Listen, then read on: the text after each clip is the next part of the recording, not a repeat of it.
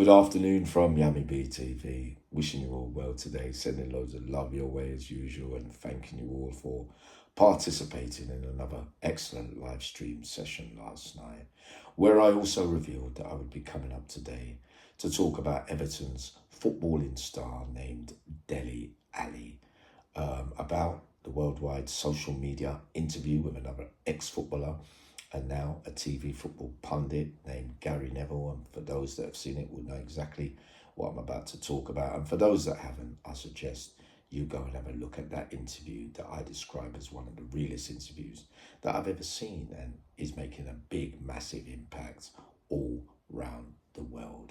Now, deliAli goes on that show and reveals all, right? He holds nothing back, and he describes vulnerability as being a quality, right? Now, remember, he's still a young kind of kid as well. Something of vulnerability we talk about on Yami BTV that a lot of us are not frightened to be elated. Something that I've always believed that I've been like anyway. Some people say it's not good to let out too much because people might exploit it. The world's changed from back in the day to how it used to be. It was unheard of.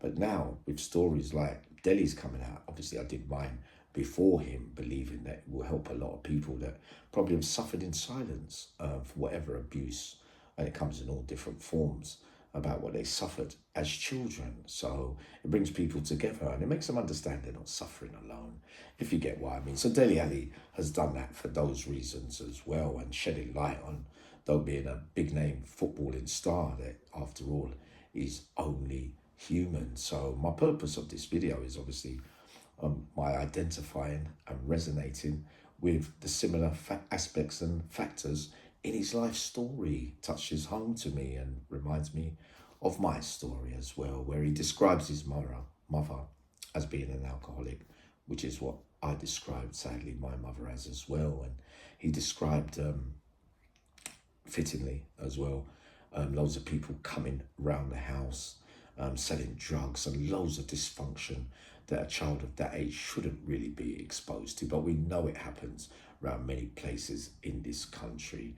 And also it's worth remembering that no little boy likes seeing their mother being taken advantage of. So, you know, with her vulnerabilities and insecurities with the dependency kind of stuff, it'd have been hard for him to witness that kind of stuff. Something that I remember happening around me, and I used to hate people saying stuff to mum, because you realise even as a little boy that your mum, she can't help what she's just the way. We can't choose our own parents in this life, and sadly some of us have had parents that haven't really not blessed with the thinking skills. But he breaks down in the early part of the interview, starts crying, and rightly so. It was what we expect from a young lad who is talking about his mother's friend coming into the house and sexually abusing him at 6 years old.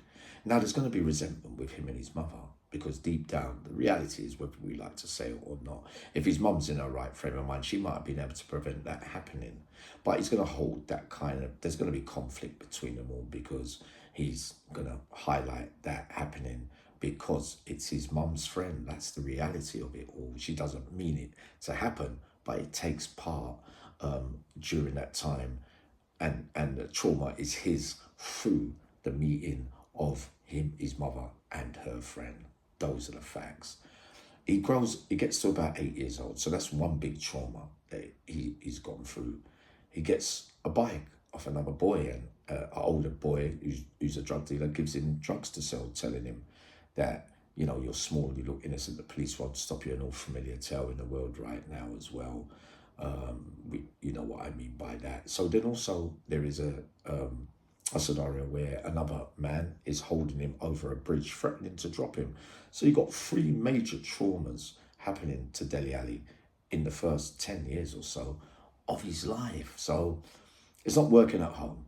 His dad's in Africa. You remember, it's a broken home. I resonate with that too, like many of us I've also had on Yami BTV that participate regularly.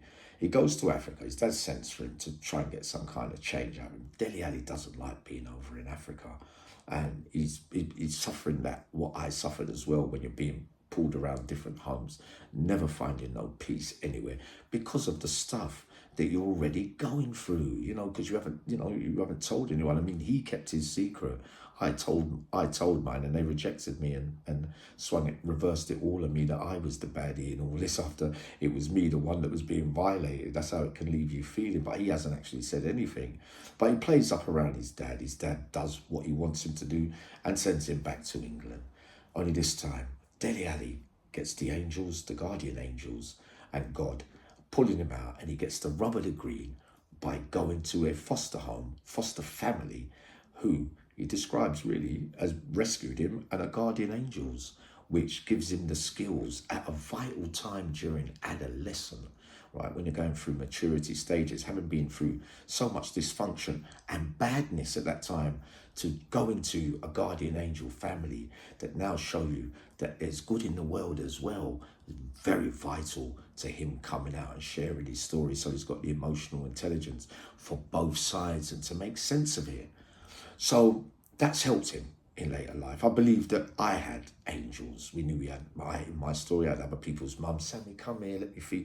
Because you're all alone in the big wide world. You trust, and you go to all places where you look to find a sense of belonging, really only to find that you don't belong there as well.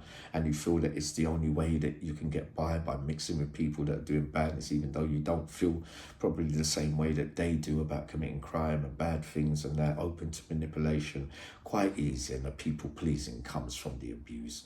Definitely fact. When you can't say no to those situations as a little kid, it becomes a feature throughout your life as well, which deliAli touched upon as well. Now, deliAli then becomes nurtured into a world-class footballing talent, right? High profile, high earnings, etc.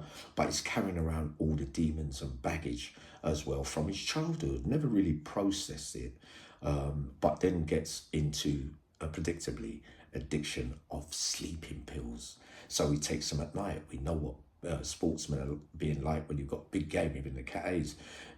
When a football game's the next day, you're thinking about it overnight, and it can keep you up a little bit with anxiety and expectations and that kind of thing. So you take something to sleep, you wake up a bit fresher and get the right hour's sleep so that you perform better the next day. But he gets to that stage where he's taking it morning, day and night, which only tells us is he doesn't like being his true self, and that he needs to take things to change what he's feeling and what he really thinks about himself. Is quite sad, which I resonate with, and many of us that have been through that kind of stuff do as well, you know what I mean? So then Everton, they let him, he goes to a drug rehabilitation centre, right? And opens up for the first time, right? This is what I believed happened now. He goes there, you know, them group therapy sessions, you start talking about your life, and he starts releasing things that he's never done before.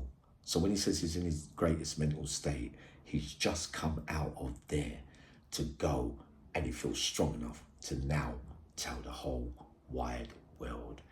That's my take on it. But we say, very brave of deliAli. And we need more like that who highlight the demons and the things, no matter what work you're in and how high profile you are. We're all human beings, and these stories help a lot of people.